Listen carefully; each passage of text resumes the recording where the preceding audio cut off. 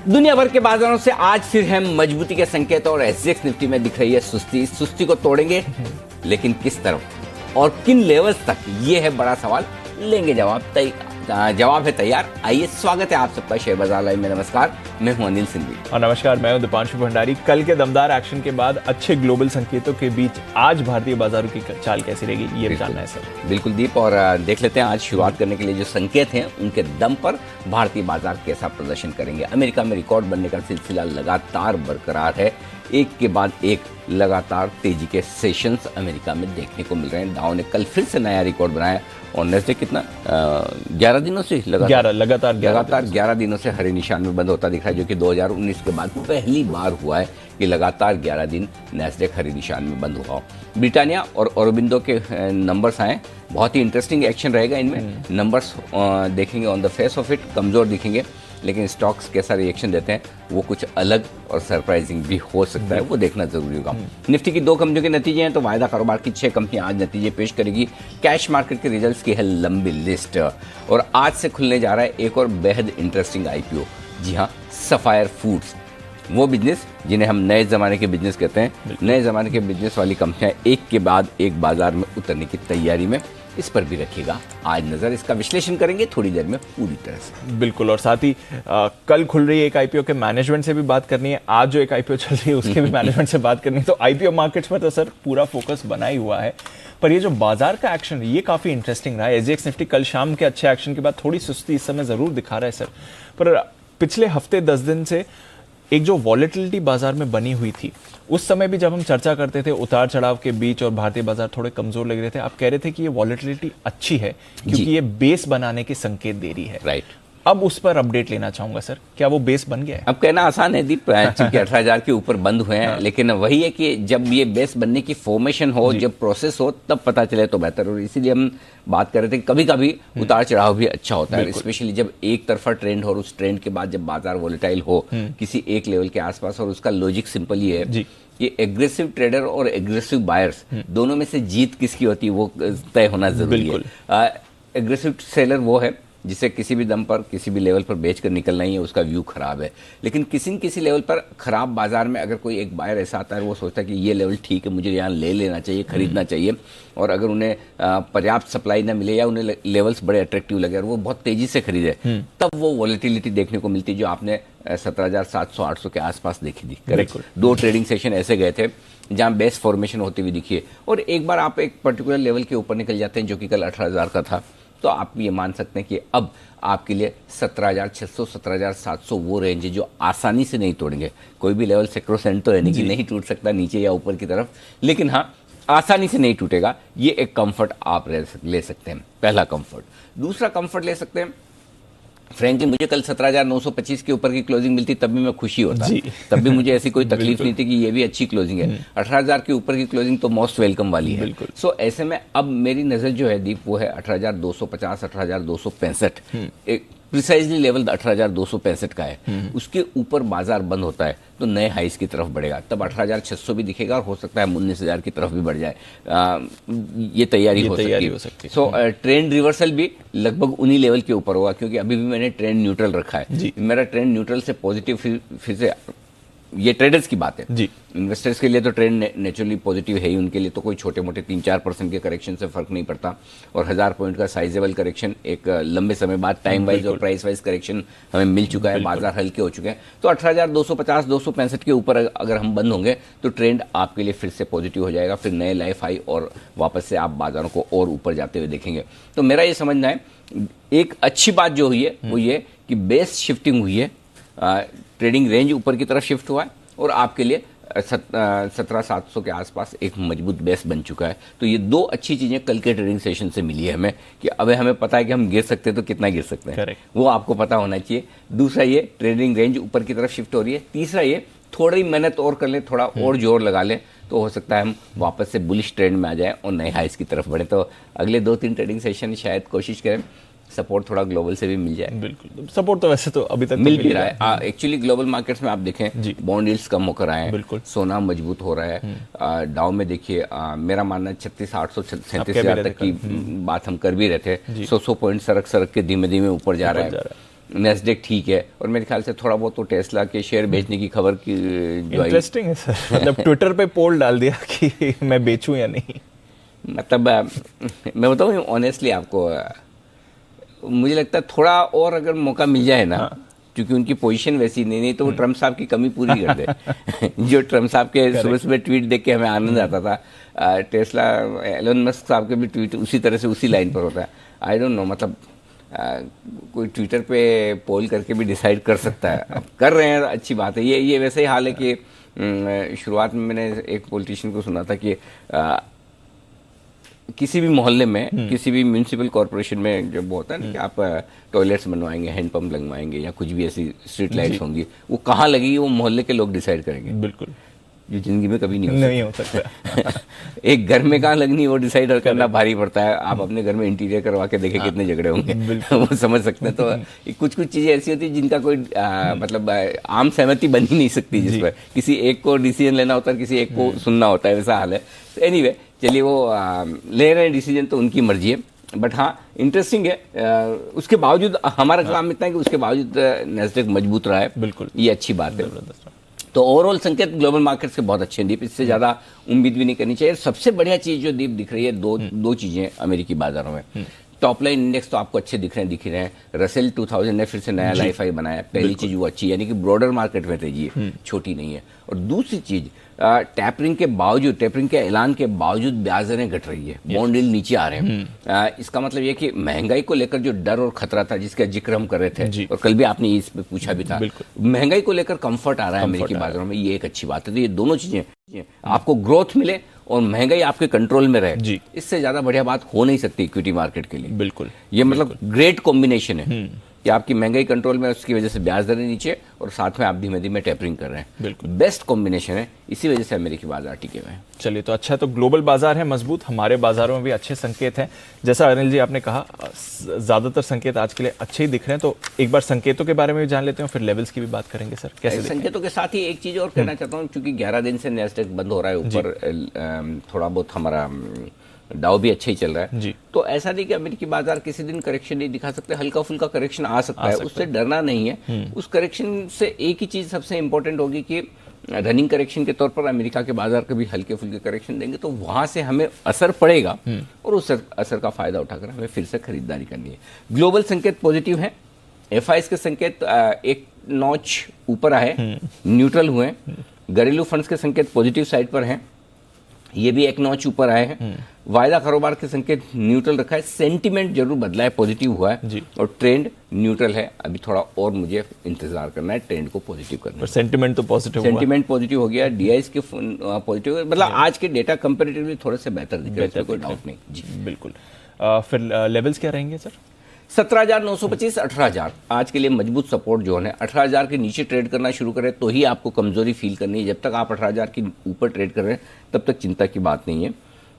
17,825, 17,900 strong bye zone के तौर पर निकल कर आ रहा है। दीप, यहाँ पर एक चीज कहना चाहता हूँ जो भले यहाँ थोड़ी रिलेवेंट कम है, लेकिन कल के सेशन में काफी कुछ एक्शन फ्यूचर्स में हुआ है, जो मैं आगे विस्तार से बातचीत करूंगा। प्रीमियम के जो एडजस्टमेंट है वो इंटरेस्टिंग है, देखने लायक है। 17,925, 18,000 सपोर्ट जोन, 17,825, 17,900 स्ट्रॉन्ग खरीदारी की रेंज है। ऊपर में 18,100, 18,175 की रेंज में हम जाएंगे, वहां पर देखते हैं आगे क्या कुछ करते हैं। 18,200, 18,265 प्रॉफिट बुकिंग और बिकवाली की रेंज। यहाँ पर प्रॉफिट बुक भी करना चाहिए और शॉर्ट भी करना चाहिए 100%। ओके, 100% लेवल से करिए ना, कोई दिक्कत नहीं, शॉर्ट भी करिए। और कल जिस तरह का व्यू था कि बाजार मजबूत रहना चाहिए, शुरुआती पहले घंटे में जो बिकवाली है वो थोड़ी सी अनएक्सपेक्टेड थी कि, और अच्छा, बिकवाली अनएक्सपेक्टेड भी नहीं, बिकवाली की स्पीड अनएक्सपेक्टेड थी। ऐसा नहीं सोचा था कि इस तरह से तेजी से सप्लाई आएगी, क्योंकि ऐसा कोई कारण था नहीं। और अच्छी बात ये हुई दीप की जो सप्लाई आई वो सप्लाई पूरी एब्जॉर्ब हुई।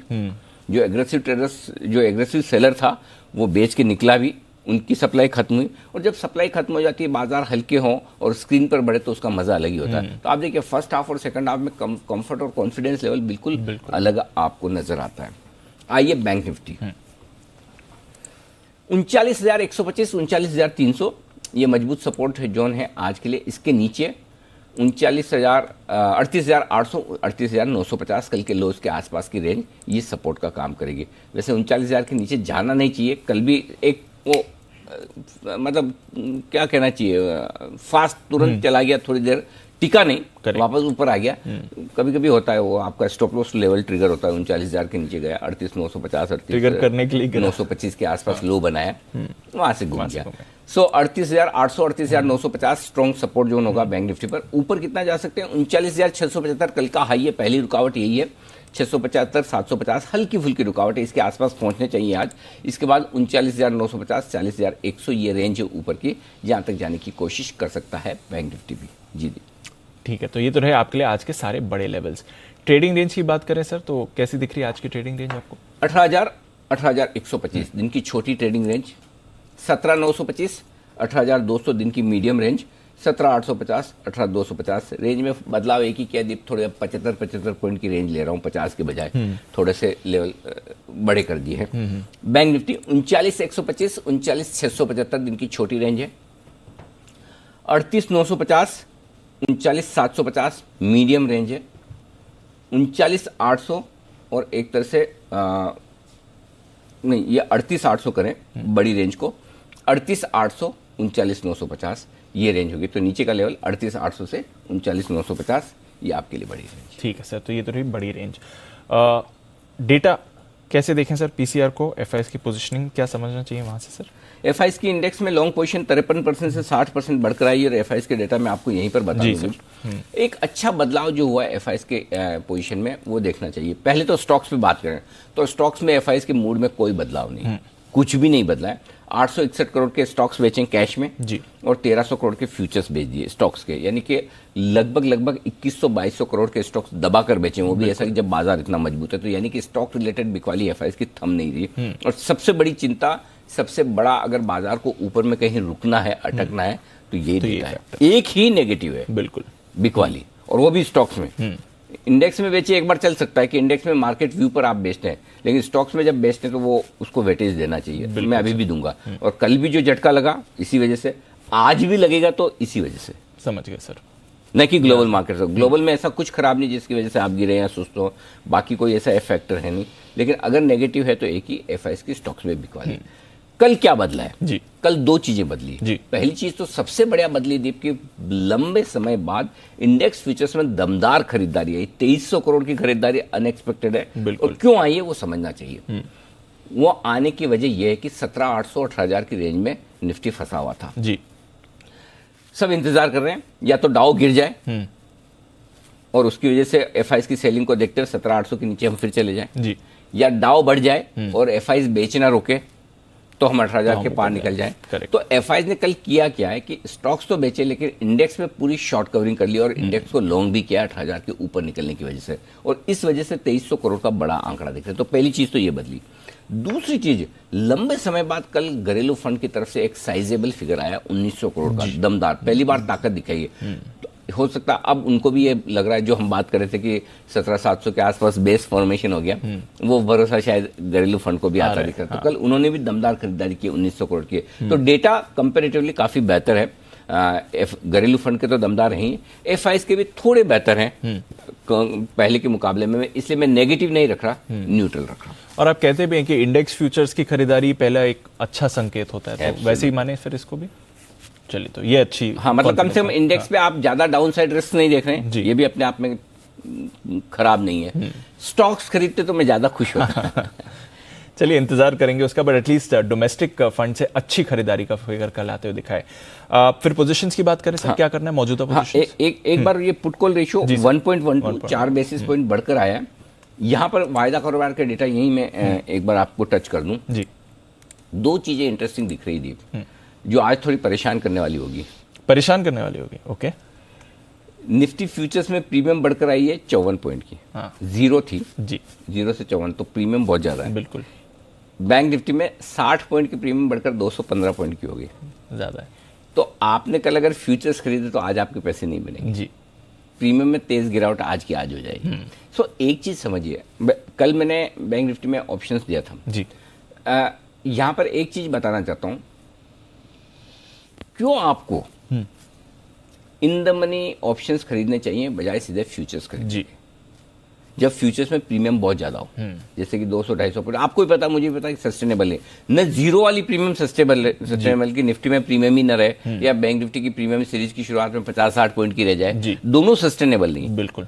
एकदम प्रीमियम कम होना, एकदम ऐसी सिचुएशन में जब भी प्रीमियम एक्स्ट्रा ऑर्डिनरी हो, एक्स्ट्रा ऑर्डिनरी ज्यादा या एक्स्ट्रा ऑर्डिनरी कम, उस समय आपको in the money options trade करने चाहिए। Okay. In the money options में आपके लिए थोड़ी सी वो रिस्क कम हो जाती है। नो डाउट ऑप्शंस की प्रीमियम भी उस वक्त बढ़ती है, बिल्कुल, वो होगा ही, बिल्कुल, लेकिन फिर भी कम होती है, फिर भी कंपैरेटिवली आपके लिए वो थोड़ी सी कम हो जाती है। सो मेरे ख्याल से ये एक ट्रेड हमेशा, आप जब आप ट्रेड करें ऑप्शंस में, तो ये ध्यान में रखें कि फ्यूचर्स पे प्रीमियम कितनी चल रही है, एवरेज प्रीमियम कितनी चलती है, अभी कम चल रही है या ज्यादा चल रही है। ऐसी सिचुएशन में मैं लॉन्ग कर रहा हूं या शॉर्ट कर रहा हूं। सपोज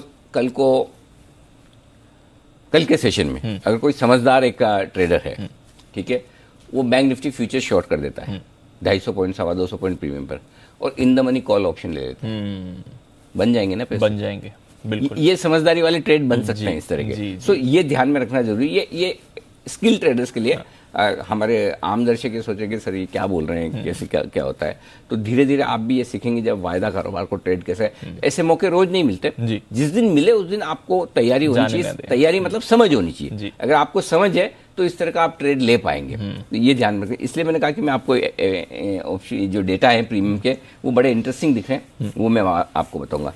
साथ ही आप कहें तो एफएनओ के डेटा अभी बता दूं। जी सर, बता दीजिए। 17,900 स्ट्रॉन्ग सपोर्ट है, 51 लाख शेयरों का ओपन इंटरेस्ट है पुट में, 36 लाख शेयर कल ही जुड़े, वो स्ट्रॉन्ग सपोर्ट हो गया। उससे पहले 18,000 ये आपके लिए कशमकश का लेवल है। 18,000 के पुट पर 32 लाख शेयर हैं, 22 लाख शेयर कल ही जुड़े हैं, कॉल्स में 24 लाख शेयर हैं। तो आपको कमजोरी तभी फील करनी जब आप 18,000 के नीचे ट्रेड करें, यानी कि आप 70 पॉइंट नीचे आ जाए तो भी मत सोचिए कि आप खराब हैं। आपको इतना क्वेश्चन मिल गया कल, 18,068 पे बंद हुए, तो 18,000 के नीचे से ही पहला पॉइंट गिनना है, तो अब आपको कमजोरी फील ही नहीं होगी। पहली चीज, मजबूती 18,100 के ऊपर से गिननी है। 34 लाख शेयर 18,100 के कॉल्स पर हैं, तो 18,100 125 हल्की रुकावट की रेंज है, उसको पार करेंगे तो 18,200 यानी 18,175 18,200 तक जाएंगे। बैंक निफ्टी 39,000 सपोर्ट लेवल है, 13 लाख शेयर है। 40,000 रुकावट का लेवल है, 17 लाख शेयर है। बीचों बीच का लेवल 39,500 है, तो 39,500 की से ऊपर आप हैं, मजबूत हैं, 39,500 के नीचे हैं तो कमजोर है। तो अगर बैंक निफ्टी में अगर आप 50-60 पॉइंट बढ़ भी जाएं, कल बंद हुए आप 39,438 यानी 60-70 पॉइंट बढ़ भी जाएं, तब भी आप मजबूती 39,500 से गिनिएगा। 39,500 के ऊपर अच्छे, तो बैंक निफ्टी के लेवल्स बहुत क्लियर कटेड, न 39,000 के नीचे बंद होना है इसको, न 40,000 के ऊपर बंद होना है। 39,000 आपका बीच का लेवल हो कि आज के आसपास टाइम घुमा फिरा के टाइम पास करके वहीं पे आ जाना है, 1000 पॉइंट की रेंज में। ठीक है, चलिए सर, तो ये है आपके लिए इंपॉर्टेंट लेवल्स और एफएनओ और एफआईएस के डेटा। अब बताएं सर मौजूदा पोजीशंस। लॉन्ग पोजीशन के लिए 18,000 का स्टॉप लॉस रखे, छोटा स्टॉप लॉस दे रहा हूं इंट्राडे ट्रेडर्स के लिए। आपको बड़ा रखना है तो आपकी मर्जी, 17,900 भी रख सकते हैं क्लोजिंग बेसिस पे। 17,900 क्लोजिंग बेसिस पे भी जिनको लंबा रखना है 17,800 भी रख सकते हैं, लेकिन मेरा ये मानना है अगर कल ब्रेकआउट मिला है वो ब्रेकआउट फॉल्स ना हो, ये कंफर्म करने के लिए आपको स्टॉप लॉस छोटा रखना चाहिए। 18,000 इंट्राडे, 17,900 क्लोजिंग। बैंक निफ्टी के स्टॉप लॉस में हल्का सा बदलाव है, कोई खास नहीं। इंट्राडे का लिए जो 39,000 था उसको 100 पॉइंट नीचे किया, 38,900। क्लोजिंग बेसिस पे वही 39,000 का स्टॉप लॉस होगा बैंक निफ्टी का। शॉर्ट साइड पर अगर आप हैं तो कल आपका स्टॉप लॉस ट्रिगर हो चुका है, 18,050 का शॉर्ट पे था बैंक निफ्टी का। इंट्राडे भी क्लोजिंग दोनों में लग गए आपके जी। अगर नहीं लगाया स्टॉप लॉस तो अब 18,125 का करिए। ओके, इंट्राडे भी और क्लोजिंग भी। ठीक है, इंट्राडे भी क्लोजिंग 18,250 का आप रख सकते हैं, चाहे तो 265 कर लें, ज्यादा आपको 15 पॉइंट और देने तो 18,250 275 की रेंज में वहां क्लोजिंग स्टॉप लॉस होना चाहिए। बैंक निफ्टी का स्टॉप लॉस में कोई बदलाव नहीं है, 40,000 वही इंट्राडे और क्लोजिंग बेसिस पर है जो स्टॉप लॉस आपको फॉलो करना है। ठीक है सर, नई पोजीशंस क्या करें सर? पहले एग्रेसिव ट्रेडर्स के लिए निफ्टी खरीदिए 18,000 के स्टॉप लॉस के साथ, 18,000 से थोड़ा सा नीचे लगा लें, 17,975 सेफर साइड पर 100 पॉइंट नीचे। 18,100 125 दो छोटे टारगेट, 175 200 मीडियम टारगेट और 18,250 का फाइनल टारगेट एग्रेसिव ट्रेडर्स के लिए। अगर आज सुस्त और हल्की कमजोर शुरुआत हो, 18,025 की रेंज में मौका मिले, वहां पर खरीद ले गैप डाउन ओपनिंग पर 17,975 के स्टॉप लॉस के साथ। दूसरा, इंतजार करने वाले शिकारी आराम से लेवल का इंतजार करें और वो होगा 17,850 17,925। आया तो ठीक, नहीं आया तो कोई बात नहीं, आएगा, चांस कम है, चांस कम है, लेकिन यू नेवर नो। कल भी तो मुझे नहीं लग रहा था चांस आया है ना, इतना बड़ा मूव। हाँ, एक चीज दीप कल से जो समझ में आई, ओवर कॉन्फिडेंट नहीं होना चाहिए। बिल्कुल। कल मुझे लग ही नहीं रहा था कि नीचे इस तरह से आएगा, नहीं, आया और सरप्राइज था। वो होता है कई बार, हम 100% तो कभी सही हो ही नहीं सकते हैं। अगर ऐसा हो जाए तो फिर मार्केट का मजा ही बिगड़ जाएगा। मार्केट का तो मजा ही तभी है कि जब आपको सरप्राइज भी करे, शॉक भी चैलेंज करे थोड़ा, दोनों तरफ। सुबह कौन बोल सकता था 8,000 के ऊपर? पहले तो सुबह देखिए 8 बजे लगानी कि हम इतना नीचे जाएंगे जी, 10 बजे लगानी कि 18,000 पार करेंगे। करेक्ट। मतलब 18,000 के पार भी करेंगे और क्लोजिंग भी ऊपर देंगे, तो दोनों तरफ सरप्राइज हुए ना कल। Yes sir. सो ये बाजार है, समझ लेना। ठीक है भाई, हाँ नहीं समझ में आया, नहीं आया, इतना नहीं सोचा था, बात करो। अब आ गया तो अब उस हिसाब से करें तो यू नेवर नो, 17,850 17,950 आ सकता है। आए तो स्टॉप लॉस 17,750 का लगा कर खरीदे। 18,000 18,075 100 125 4 टारगेट के लिए। और जो लोग शॉर्ट करना चाहते हैं, बेचना चाहते हैं, निफ्टी 18,175 18,250 की रेंज में बिना किसी के इन्विटेशन का इंतजार किए जरूर बेचें, जरूर बेचें, लेकिन स्ट्रिक्ट स्टॉप लॉस के साथ वो होगा 18,350 का। 125 पहला टारगेट, 18,075 18,002 दूसरे टारगेट मीडियम वाले, और 17,925 फाइनल टारगेट के लिए करनी है पिक वाली। क्लियर है सर। तो सारे लेवल्स निफ्टी के, बैंक एक चीज जरूर कहूंगा दीप कि अगर लेवल्स आए ना, जो बड़े वाले लेवल्स जहां बेचने और खरीदने के, वहां तो वहां डरिए मत।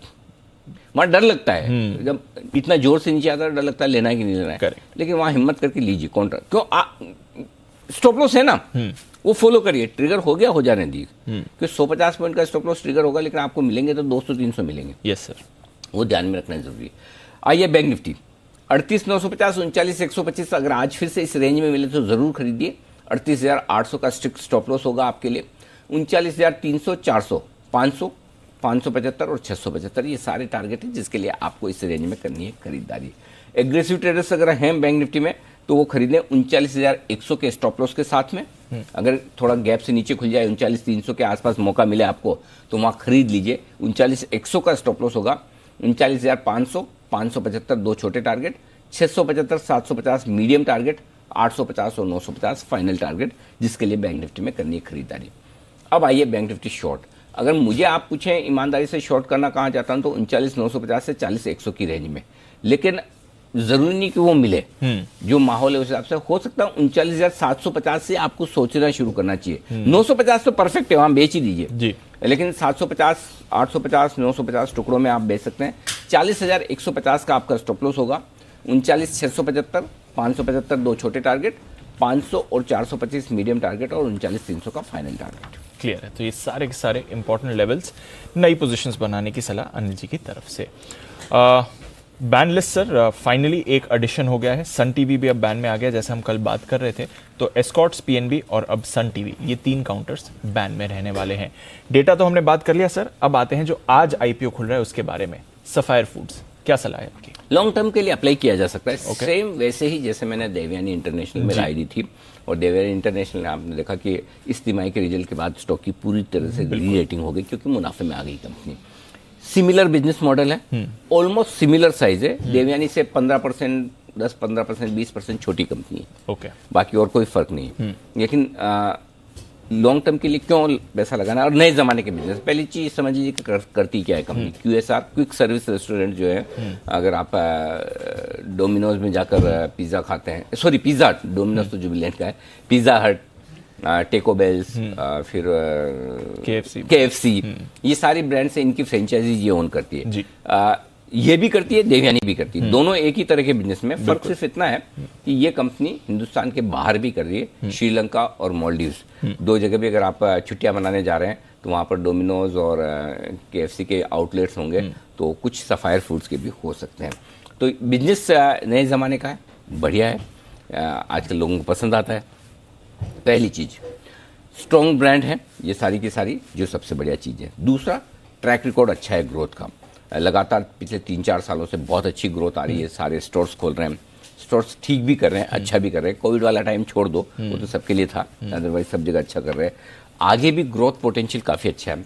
कंपनी के पास कैश है, थोड़े से वक्त पहले इन्होंने 400-450 करोड़ रेज किए थे, अभी फिर से रेज कर रहे हैं पैसा, तो कंपनी के पास में पैसा काफी रहेगा और वो पैसा इनके ग्रोथ में काम आएगा। 2100 करोड़ अभी ले रहे हैं, तो 2500 करोड़ के आसपास, 2600 करोड़ के आसपास पैसे हो जाएंगे तो आगे स्टोर्स खोलने में मदद मिलेगी, ये अच्छा होगा।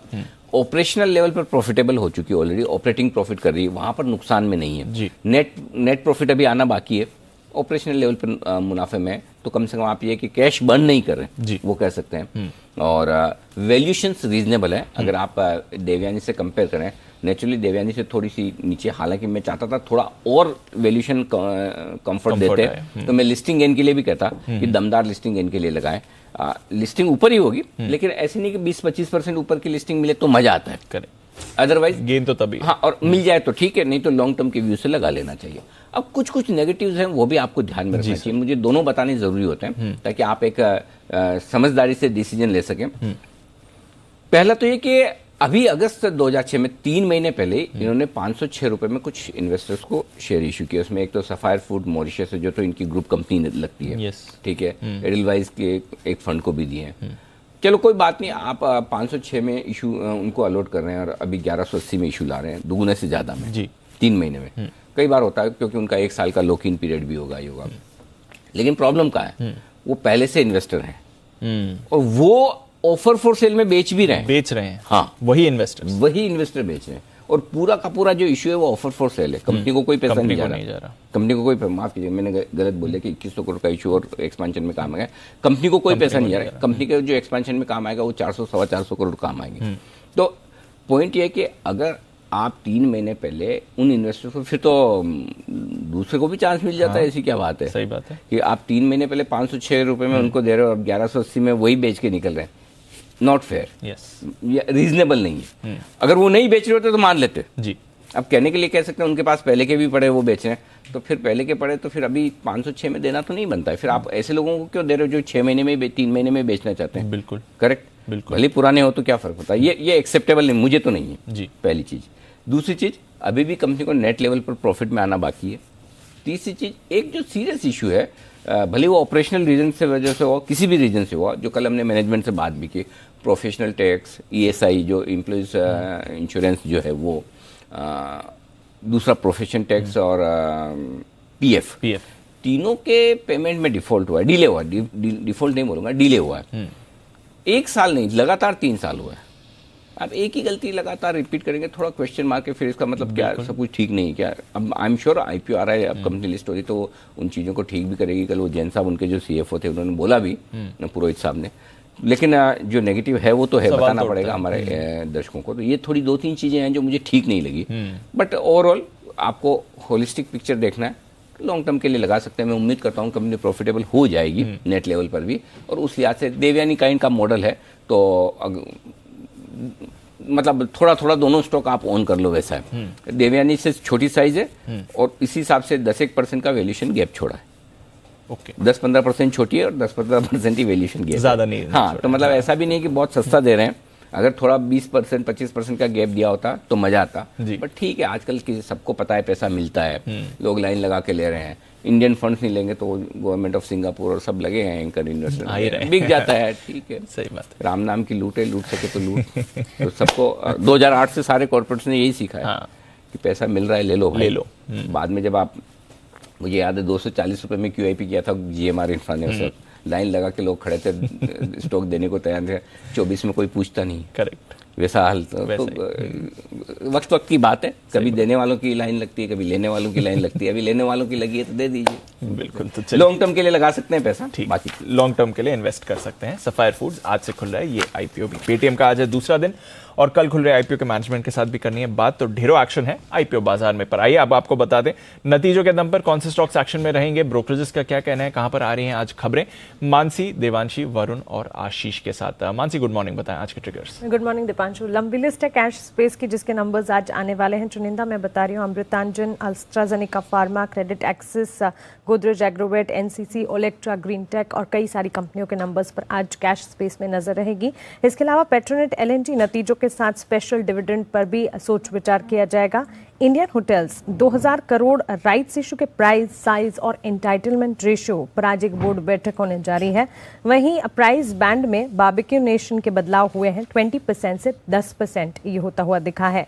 Cell, Shriram transport finance, Ajanta pharma और डालमिया भारत आज एक्स डिविडेंड ट्रेड करेंगे। और पेटीएम आईपीओ अपडेट आज कल पहले दिन 18% ये बढ़ता हुआ दिखा और रिटेल हिस्सा जो है 78% यहाँ पर बढ़ता हुआ दिखा है। आईपीओ का आज दूसरा दिन होगा।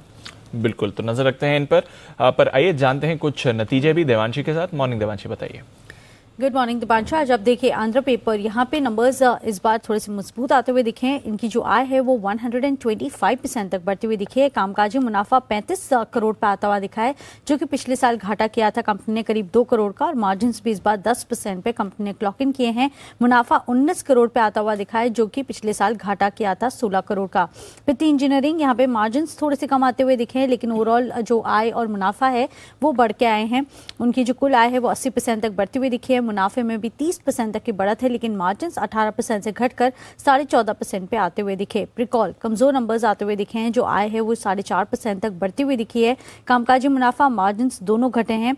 मुनाफा इस बार करीब 70% तक कम होता हुआ दिखा है। KRBL, यहाँ पे भी कमजोर नतीजे कंपनी ने पोस्ट किए हैं। जो कुल आय है वो करीब 7% तक कम होती हुई दिखी है। कामकाजी मुनाफे में 10% तक की गिरावट है। 198 करोड़ पे कंपनी ने कामकाजी मुनाफा दर्ज किया है। जो मार्जिन हैं वो करीब 19.5% से घटकर 19% पे आते हुए दिखे। जो मुनाफा है वो भी 9% तक घटता हुआ दिखा है 136 करोड़ पे। लेकिन इंपॉर्टेंट हाईलाइट ये भी रहा है कि कंपनी अपने एनर्जी कारोबार की रीस्ट्रक्चरिंग की जो योजना थी वो अब कंपनी ने रद्द कर दी है, तो इस पर नजर रखें। HG इंफ्रा, मजबूत नंबर्स हैं। आय 62% बढ़ता हुआ दिखा। मुनाफे में भी लगभग मुनाफा दुगना होता हुआ दिखा है 75 करोड़ पे 38 करोड़ से बढ़कर, और जो मार्जिन हैं वो भी 19% से बढ़कर 19.3% पे आते हुए दिखे हैं। तमिलनाडु पेट्रो, मजबूत नंबर्स यहाँ से भी आते हुए दिखे। उनकी जो कुल आय है वो करीब 60% तक बढ़ती हुई दिखी है। मुनाफे में भी 80% तक की बढ़त है। कामकाजी मुनाफा भी लगभग 80% तक बढ़ता हुआ दिखा, और मार्जिन आप देखिए 12.5% से बढ़कर 14% पे आते हुए दिखे। तो इन ऑल जो नंबर्स हैं वो काफी मजबूत आते हुए दिखे तमिलनाडु पेट्रो के भी। बिल्कुल, तो कुछ मजबूत नतीजे आपके लिए, कुछ और भी नतीजे और खबरें वरुण के पास भी है। वरुण, मॉर्निंग, बताइए। गुड मॉर्निंग दीप। तो सबसे पहले नतीजों में एक्शन कंस्ट्रक्शन है। यहाँ पे नतीजे काफ़ी स्ट्रांग है। रेवेन्यूज 34% बढ़े हैं, मार्जिन्स 9% से बढ़ के 9.5%, और मुनाफा जो है 15 करोड़ से बढ़ के करीब 23 करोड़ के आसपास आया है। श्याम मेटालिक्स, नंबर्स मजबूत है। रेवेन्यूज 87% बढ़े हैं, मार्जिन्स 19.4% से बढ़ के 25% पे आए हैं, और कंपनी का मुनाफा जो है उसमें भी अच्छी खासी बढ़ोतरी हुई है, करीब 414 करोड़ के आसपास की आया है। EID पैरी, रेवेन्यूज अच्छे हैं लेकिन ऑपरेशनल परफॉर्मेंस वीक है। रेवेन्यूज जो है 19.5% बढ़े हैं, मार्जिन्स 15% से गिर के 10.7%, और मुनाफे में करीब 23% के आसपास की गिरावट हुई है। कंपनी ने 5.5 रुपये के इंटरिम डिविडेंड का ऐलान किया है। और विजया डायग्नोस्टिक, यहाँ पे कमजोर नतीजे हैं। रेवेन्यूज ऑलमोस्ट फ्लैट रहे हैं, हालांकि 0.5% के आसपास की गिरावट है। एबिटा मार्जिन जो है वो भी फ्लैट रहे हैं। मुनाफा 4.5% गिरा है, 26.5 करोड़ से 4.5% बढ़ा है, माफ़ कीजिएगा, 26.5 करोड़ से बढ़ के 27.7 करोड़ के आसपास आया है। तो कुछ हद तक ऑपरेशनली वीक विजया डायग्नोस्टिक भी रहा है। ओके, ये है आपके लिए कुछ और नतीजे। खबरों के बारे में भी जानते हैं मानसी के साथ। मानसी, बताइए। बिल्कुल दीपांशु, 3 खबरें हैं। रूट मोबाइल, कल शाम QIP खोलने की मंजूरी मिली है। QIP के जरिए करीब 750 से 1124 करोड़ जुटाने की योजना कंपनी बनाकर चल रही है। फ्लोर प्राइस 1949 रुपये प्रति शेयर होगा। फ्लोर प्राइस पर अतिरिक्त 5% डिस्काउंट की भी संभावना है, और 12 नवंबर को फाइनल साइज और प्राइस पर फैसला देखेंगे हम। वेदांता, कंपनी के ADR न्यूयॉर्क स्टॉक एक्सचेंज पर डीलिस्ट हुए हैं। कल ट्रेडिंग का आखिरी दिन था। कैडिला सरकार को जाइडस की कोविड दवा ज़ाइकोव डी के 1 करोड़ डोज उपलब्ध कराएगी। ज़ाइकोव डी की कीमत जो है 265 रुपये प्रति डोज होगी। इनके नीडल फ्री एप्लीकेटर की कीमत जो है 93 रुपीज़ पर एप्लीकेटर होगी, और पूरा पैकेज 3 डोज का कुल खर्च जो है 1074 रुपये होगा। तो ये है आपके लिए कुछ खबरें। फाइनल सेट ऑफ खबरें देवांशी से भी जान लेते हैं। देवांशी, बताएं। बिल्कुल, आप देखिए TVS मोटर्स पर आप नजर रखिए, जहां पे EV सब्सिडी के लिए पूंजी जुटाने की योजना कंपनी की तरफ से होती हुई दिख रही है, और PE निवेशकों से बातचीत अभी भी कंपनी की जारी है। आने वाले 1 साल में कंपनी ये पूंजी जुटा पाएगी। लगभग 2200 करोड़ से लेकर 3700 करोड़ तक की जो पूंजी है वो जुटाने की योजना कंपनी की तरफ से होती हुई दिख रही है, और जो ओवरऑल वैल्यूएशन आते हुए दिख रहे हैं वो $3.5 बिलियन से लेकर $4 बिलियन तक के बीच में यहाँ पे माने जा रहे हैं। PG इलेक्ट्रोप्लास्ट, यहाँ पे भी अच्छी खबर है। कंपनी को PLI स्कीम में जो एयर कंडीशनिंग कंपोनेंट्स है उस कैटेगरी में अब PLI स्कीम के लिए मंजूरी मिल चुकी है, और इसी के चलते आने वाले 5 साल में कंपनी 320 करोड़ तक का निवेश करती हुई दिखेगी। JBM ऑटो के लिए अच्छी खबर है। कंपनी को सरकार से यानी कि जो डीटीसी है ट्रांसपोर्ट कॉर्पोरेशन वहां से 200 इलेक्ट्रिक बसेस का ऑर्डर मिलता हुआ दिखा है और Shriram transport finance, Shriram city union, अब देखिए लगातार इन स्टॉक में एक्शन बनता हुआ दिख रहा है। दरअसल ये भी खबरें आती हुई दिख रही है कि दोनों कंपनीज के अब विलय की बातचीत होती हुई दिख रही है। लेंडिंग कारोबार को एक स्पेस में या एक कैटेगरी जो एक कंपनी होगी उसमें विलय होता हुआ दिखेगा और जो इंश्योरेंस कारोबार है उसको अलग करने की योजना जो है वो कंपनी की तरफ से होती हुई दिख रही है। तो इसी के चलते Shriram city union finance, Shriram transport finance आज दोनों स्टॉक्स हैं जो कि फोकस में रहेंगे। ओके, तो नजर रखते हैं यहाँ पर फाइनल सेट ऑफ खबरें और कुछ प्रमोटर एक्शन वरुण के पास भी। वरुण बताइए। डेफिनेटली दीप, तो सबसे पहले मिर्जा इंटरनेशनल, यहाँ पे 12 नवंबर को बोर्ड की बैठक है जहाँ पे रीस्ट्रक्चरिंग पे ये कंपनी जो है वो विचार करने वाली है। गति पे नजर रखिएगा, प्रमोटर्स ने 3 से 11 नवंबर के बीच में ओपन मार्केट में करीब 70,000 शेयर जो है उनको बेचा है। इसके अलावा और एक खबर है लॉजिस्टिक्स काउंटर को लेके, यहाँ पे पीयूष गोयल जी की तरफ से बयान आया है कि केंद्र सरकार जल्द लॉजिस्टिक्स पॉलिसी जो है उसको लेके आ सकती है और राज्यों के साथ मिलकर लॉजिस्टिक्स को और बेहतर और आसान बनाने के लिए काफ़ी सारे कदम जो है वो सरकार उठा सकती है, उस पर सरकार काम कर रही है। ओके, तो ढेरों खबरें हैं, ढेरों नतीजों का भी रिएक्शन है, नजर रखेंगे यहाँ पर। आइए एक बार डाल लेते हैं आज के ब्रोकरेज रेडार पर भी FIR में।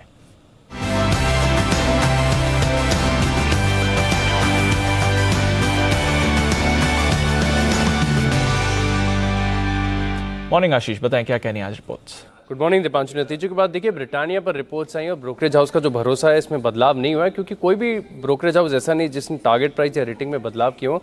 इनफैक्ट लगभग सभी अगर आप देखें तो करंट मार्केट प्राइस से जो है ऊंचा ही लक्ष्य दे रहे। JP मॉर्गन ने जो है ओवरवेट की रेटिंग को बरकरार रखा है 4,000 रुपये के लक्ष्य के लिए। मॉर्गन स्टैनली ने इक्वल वेट की रेटिंग दी है, 3,919 रुपये का लक्ष्य दिया है, 3,725 रुपये का लक्ष्य दिया क्रेडिट स्विस ने। और लगभग अगर आप देखें तो सबके सब, क्योंकि 3,718 के आसपास की जो है कल की क्लोजिंग है, सब ने ऊंचे ही लक्ष्य दिए हैं। इसके अलावा सन टीवी यहाँ पर नजर रखिएगा। नतीजों के बाद मैक्वायरी की तरफ से रिपोर्ट आई है जहाँ पर आउट परफॉर्म की रेटिंग को बरकरार रखा है 632 के लक्ष्य के लिए, 577 की क्लोजिंग है। कह रहे कि एड रेवेन्यूज अगर आप देखें तो प्री कोविड स्तर पर जा चुके हैं, अच्छी रिकवरी यहां पर देखने को मिली है। और ब्रोकरेज हाउस में CLA से सन टीवी पर सबसे ज्यादा बुलिश है, खरीदारी के राय को बरकरार रखे हुए हैं 700 रुपए के लक्ष्य के लिए। टाटा स्टील पर नजर रखिएगा, JP मॉर्गन की तरफ से अच्छी रिपोर्ट आई है, ओवरवेट की रेटिंग को बरकरार रखा है 1810 रुपए के लक्ष्य के लिए। ये कह रहे कि स्टील की कीमतें जो है अगर आप देखें तो करीब 4,000 से 5,000 रुपए प्रति टन बढ़ी हैं और इसी के साथ कोकिंग कोल की जो कीमतें वो घटी हैं, तो आगे जाकर बढ़िया फायदा देखने को मिल सकता है। M&M पर रिपोर्ट आई है नोमेरा की तरफ से, जहां पर खरीदारी की राय को बरकरार रखा है 1,086 रुपए के लक्ष्य के लिए। इसके अलावा कुछ कंज्यूमर सेंट्रिक कंपनीज हैं जहां पर रिपोर्ट्स आई है मैक्वायरी की तरफ से। एशियन पेंट्स पर आउट परफॉर्म की रेटिंग को बरकरार रखा है 3,900 रुपए के लक्ष्य के लिए। HUL पर आउट परफॉर्म की रेटिंग दी है 3,300 का लक्ष्य दिया है। मेरिको पर आप देखिए सिमिलर रेटिंग है 660 रुपए का लक्ष्य है। और गोदरेज कंज्यूमर अंत में यहाँ पर देखिए मैक्वायरी की तरफ से ही रिपोर्ट है जहां पर आउट परफॉर्म की रेटिंग को बरकरार रखा है 1,320 रुपए के लक्ष्य के लिए। ओके, तो ये है वो तमाम रिपोर्ट्स जिन पर आपको रखना है फोकस आज के सेशन में। आइए बढ़ते हैं आगे और वक्त है हमारे सभी एक्सपर्ट से मुलाकात करने का। लेंगे पिक ऑफ द डे।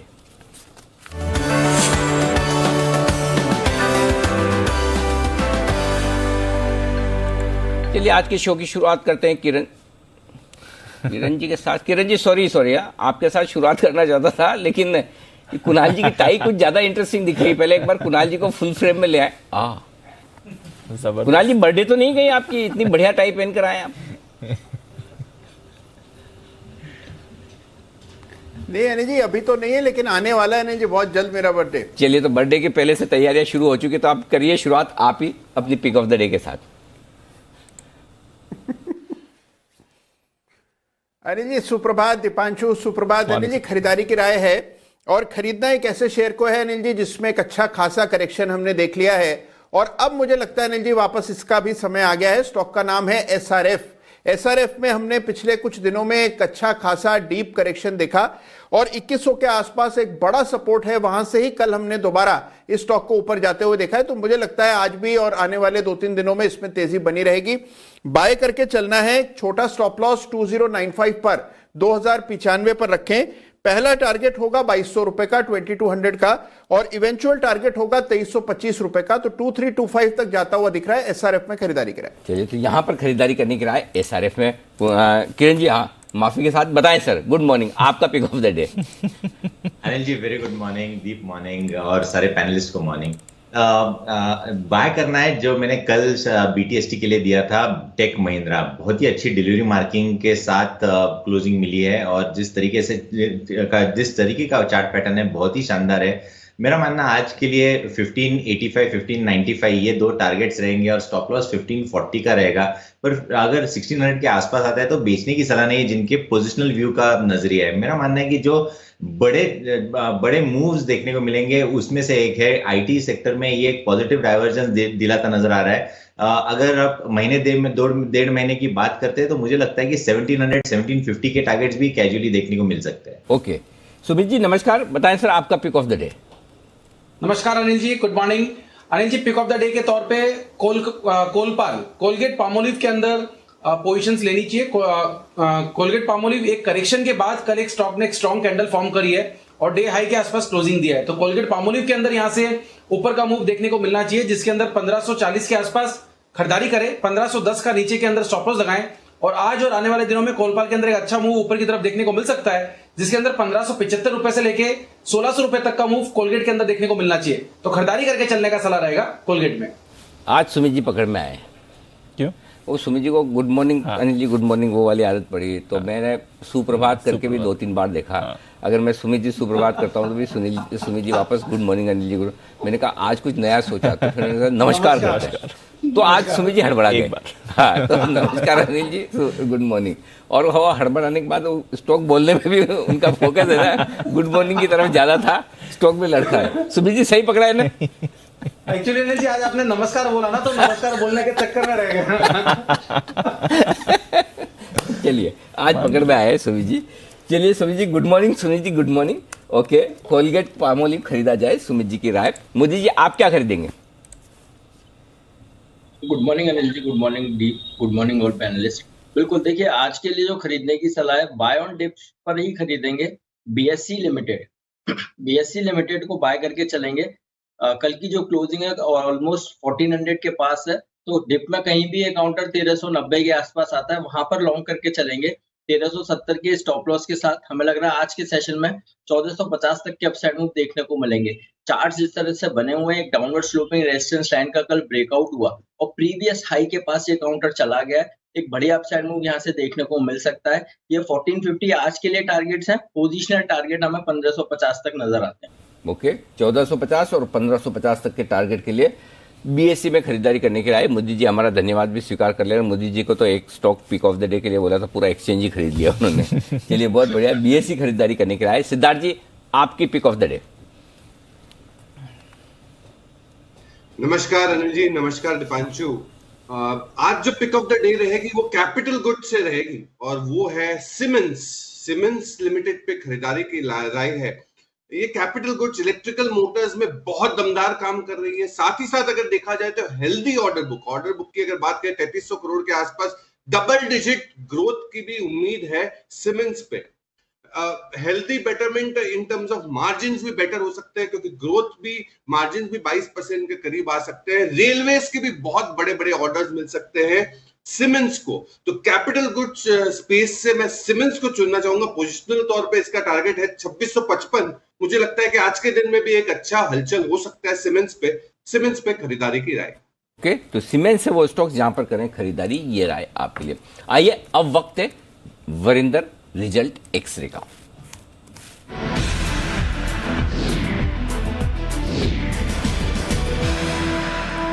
आइए नतीजों का पूरा विश्लेषण लेकर हमारे साथ तैयार है वरिंदर बंसल। गुड मॉर्निंग वरिंदर, बताइए पहले मजबूत नतीजे, लंबी लिस्ट होगी आई एम श्योर, कौन कौन से रिजल्ट्स आपको अच्छे लगे?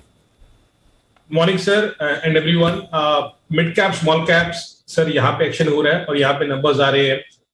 I will start with Shobha. Real estate में हमने देखा जो भी नंबर्स आए हैं अभी तक उनके नंबर्स बहुत ही तकड़े आए हैं, चाहे वो ओबराय हो चाहे अदर कंपनीज हो। शोभा के नंबर देखिए sir, I think the volumes were at all time high.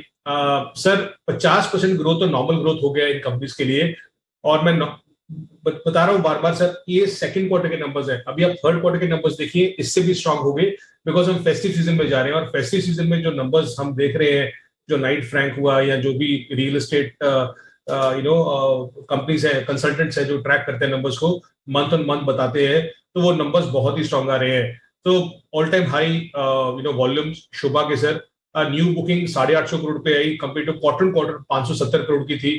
तो आप देख रहे हो कि उसमें कितना अच्छा ग्रोथ हुआ। Profit 50 crore compare to 11 crore quarter. Prestige के नंबर डे आफ्टर टुमारो है सर, तो मुझे बहुत होप है उस कंपनी पे। That is one stock which we have recommended to our clients, so let's see how it does. But the entire basket of real estate and ancillaries have done very very well. आपने trend के numbers देखे sir, महंगा stock है but stock को महंगा है तो महंगा है, सब लोग लेते हैं। तो वी-मार्ट रिटेल के नंबर सर कंजम्पशन स्पेस में आई थिंक बहुत तगड़े नंबर आए थे इसके। आप देखिए सर, ऑफ कोर्स इन्होंने 74 स्टोर्स एक्वायर किए थे अरविंद फैशन से, उसके लिए उसका भी बेनिफिट इसको मिला। But sir revenue almost double हो गया है क्वार्टर। ग्रॉस प्रॉफिट डबल हो गए हैं, 55 करोड़ से 100 करोड़ हो गया है। बट बहुत महंगा स्टॉक है सर, ये ध्यान रखिए। आपको एक छोटा सा एग्जांपल देता हूं सर कि ये मेरे ख्याल में 6-6.5 टाइम टीटीएम सेल्स पे, मार्केट कैप टू सेल्स में ट्रेड कर रहा है। Market cap to sales 8,000 crore का या 7,900 करोड़ का कोई मेरे ख्याल में मार्केट कैप है। 1,300 करोड़ के आसपास, 1200-1,300 करोड़ के आसपास इसका सेल्स है। प्रॉफिट की तो बात ही नहीं कर रहा हूँ सर, उस पर जाएंगे तो पी आपको 200 टाइम्स के ऊपर दिखेगा। तो मार्केट कैप टू सेल्स कुछ 6.5 के आसपास है। एक छोटा कंपनी है सर V2 रिटेल, क्योंकि V2 रिटेल का मार्केट कैप 650 करोड़ का है, उसका टीटीएम सेल्स 600 करोड़ का है, वो वन टाइम पे ट्रेड करता है। सो आपको ये बहुत ज्यादा डिस्क्रिपेंसी बहुत सारे स्टॉक्स में दिखेंगी सर। ये जो फॉजिंग है या सीवी साइकिल है, इसमें ना आप देख रहे हो कि नंबर बहुत शानदार आ रहे हैं। ऑटोमोटिव एक्सेल के नंबर्स बहुत अच्छे हैं sir, that is one company we have been tracking. MM forging के नंबर सर उस पैक में जो हम बोलते हैं कि जिनका अप साइकिल अभी शुरू हुआ है, I think MM forging did very very well and it's a cheap stock. आप उसका सेल्स देखिए सर, चाहे वो YoY हो, क्वार्टर दोनों बढ़ा। क्वार्टर जरूरी है देखना, 11% बढ़ा, एबिटा 9% बढ़ा, मार्जिन सर 16.5% से 18.5% आए। Profit 26 crore versus 22 crore quarter और 5 करोड़ YoY। तो YoY तो 5 गुना आपको प्रॉफिट दिखेगा, आपको सेल्स 70% ऊपर दिखेगी YoY। तो my point is that quarter में जो कंपनीज अच्छा कर रही है, दूसरे companies to watch out for, और जो मार्जिन भी मेंटेन कर रही है, that is very very important. 16 time पे ट्रेड कर रहा है सर। और एक स्टॉक सर, बिकॉज आपके पैनल पे कोई कैपेक्स साइकिल की बात कर रहा था, and everyone loves to talk about ABB, Siemens and everything, but I think उसके नीचे भी बहुत स्टॉक्स हैं। I think LG equipment is one stock which has done fabulously well. I think इसके जो नंबर्स मैंने देखे सर, SKF के बाद, मतलब SKF में जो नंबर्स आए थे, SKF ने बहुत धुआंधार नंबर्स दिए थे। उसके बाद LG इक्विपमेंट के नंबर देखे मैंने, बहुत ही अच्छे आए। अब देखिए सर, मतलब एज ए सेड YoY तो ठीक है, आपको मालूम हुआ अच्छे नंबर्स आएंगे। क्वार्टर देखिए सर, सेल्स 33% ऊपर है, EBITDA 80 crore versus 32 crore, margin 12.5% से 6.5% से 12.5%, मार्जिन ऑलमोस्ट डबल हो गया है। और प्रॉफिट 12 करोड़ का 50 करोड़ हो गया है क्वार्टर। कोई सस्ता स्टॉक नहीं है, 35 टाइम पे ट्रेड करता है, बट जो नंबर्स आ रहे हैं सर, उसके हिसाब से आपको मालूम चला कि आगे की ग्रोथ कितनी इस कैपेक्स रिकवरी साइकिल में आ सकती है। सो ये 3-4 स्टॉक्स हैं सर जो मुझे बहुत अच्छे लगे। Sobha, V Mart retail, MM forging, LG equipments, ये 4 स्टॉक ऐसे हैं जहां पर बेहद दमदार, जबरदस्त, मजबूत नतीजे आए। इस रिजल्ट सीजन में कमजोर नतीजों की लिस्ट भी छोटी नहीं है, काफी नतीजे ऐसे हैं जो उम्मीद से खराब आते हुए दिख रहे हैं। वरिंदर बताएं, आज कौन से स्टॉक्स आपने चुने खराब नतीजों के दम पर? सर कंजम्पशन, क्लियरली कंजम्पशन में ब्रिटानिया के नंबर्स खराब आएंगे, सबको पता था, बिकॉज जो उनके इनपुट कॉस्ट है, और इनपुट कॉस्ट इनकी मेजरली एग्रीकल्चरल कमोडिटीज होती हैं, वो सारी की सारी 2 गुना 3 गुना 4 गुनी हो गई है। तो हमने देखा कि नंबर्स खराब आएंगे और नंबर्स खराब आए, बट जितना सोचा था उससे भी ज्यादा खराब आए। मैं सिंपल सा 2 चीजें बोलता हूँ सर। ग्रॉस मार्जिन 26 क्वार्टर लो है इसका, एबिटा मार्जिन मेरे ख्याल में 11 या 12 क्वार्टर लो है इसका ब्रिटानिया का, और अभी भी ये 55 टाइम्स पे ट्रेड करता है सर। और एक साल में अगर आप देखेंगे, it's a very good company but not a good investment. तो 55 टाइम पे अभी भी ट्रेड करता है, पूरे एक साल में इसने कोई रिटर्न नहीं दिया। तो 10 क्वार्टर लो एबिटा मार्जिन, 26 क्वार्टर लो ग्रॉस मार्जिन, और अभी भी जो कमोडिटीज का प्रेशर है, एग्री कमोडिटीज का प्रेशर है, इस कंपनी में रहेगा सर। तो आप ये भी देखिए, वैल्यूएशन के साथ में रखिए दिमाग में कि 55 टाइम पे है। दूसरा company sir Aurobindo pharma, numbers आपको कमजोर दिखेंगे sir, but I think they were not as bad as the market chatter was. आपको याद होगा उस दिन हम इंटरेस्ट बैंक की बात कर रहे थे कि नंबर्स आएंगे खराब, और उतने खराब नहीं है, तो स्टॉक शॉर्ट कवरिंग किया। आई एक्सपेक्ट, मेरे ख्याल में, कि इसमें भी शॉर्ट कवरिंग सरप्राइज हो सकता है आज, बिकॉज कल जो मार्केट चैटर था उससे अच्छे नंबर आए हैं। इसमें एक दो मतलब सर नंबर उतने खराब भी नहीं आए, मतलब 6,050 करोड़ का सेल्स एक्सपेक्टेड था, उसके सामने 100 करोड़ सेल्स कम आया। 1250 करोड़ एबिटा एक्सपेक्टेड था, 1200 करोड़ आया। तो रॉ मटेरियल प्राइसेस इंक्रीज हुए, लॉजिस्टिक्स कॉस्ट हुई, तो मार्जिन कम आए, पर बहुत कम नहीं आए। 21% मार्जिन एक्सपेक्टेड था, उसके सामने 20% आए। यूएस का ग्रोथ आया sir, which is a good thing in this company. But सबसे जरूरी चीज क्या है सर कि ये स्टॉक चला ही नहीं है, 10-11 टाइम पे ट्रेड करता है, तो ब्रिटानिया जैसा 55 टाइम पे नहीं है। So we know this pharma stocks और specially Aurobindo pharma has done nothing. So numbers were weak but they were better than what the market chatter was. But एक नंबर सर जो बहुत खराब था, वो Ujjivan small financial, loss report किया sir. और इसके जो आप जीएनपीएस देखेंगे, मेरे ख्याल में दे रहा हाईएस्ट एवर जीएनपीएस जो कंपनी ने रिपोर्ट की है। रीस्ट्रक्चरिंग बुक डबल हो गई है सर, पहले 700 करोड़ की होती थी, अभी 1500 करोड़ की हो गई है। एनआईएस कम हो गए हैं वाई 470 करोड़ से 390 करोड़, प्रोविजंस बढ़ गई है जिसके कारण कंपनी ने लॉस किया है। और जीएनपीए देखिए सर 11.8% कंपेयर टू 9.7%। मतलब you know the stress level in some of these NBFCs is increasing after quarter, which is not a great thing। और एक और स्टॉक बोल दूं सर, बिकॉज आपके चैनल पे बहुत लोग बोलते रहते हैं इसके बारे में, EID पेरी। अभी EID पेरी के नंबर्स आपको स्टैंड लोन देखने सर, कंसोलिडेटेड नहीं देखने हैं, बिकॉज कंसोलिडेटेड में आपको कोरोमंडल इंटरनेशनल के नंबर्स भी आ जाएंगे, you have to keep that aside. I think अगर आप, क्योंकि हम लोग शुगर ट्रैक करते हैं इसलिए EID पेरी इंपॉर्टेंट है नंबर बोलना सर, कि इसने इस बार भी एबिटा लेवल पे स्टैंड लोन पे लॉस किया sir, which is not a great thing. बहुत आशिक है इस कंपनी के सर, बट ये लास्ट क्वार्टर भी इसने एबिटा लॉस किया था, इस क्वार्टर में एबिटा लॉस किया। उसका कारण क्या था कि शुगर सेगमेंट है सर, उसने इस बार लॉस किया 7 करोड़ का, कंपेयर टू मेरे ख्याल में 11-11.5 करोड़ का उसका पॉजिटिव एबिट था लास्ट ईयर। तो शुगर सेगमेंट में लॉस आया, कंपनी ने बताया कि लोअर कोटा एलोकेशन हुआ है बाय द गवर्नमेंट, जिसके कारण ये क्वार्टर हिट हुआ है। बट उसके विपरीत सर बलरामपुर नंबर बहुत अच्छे आए थे कल।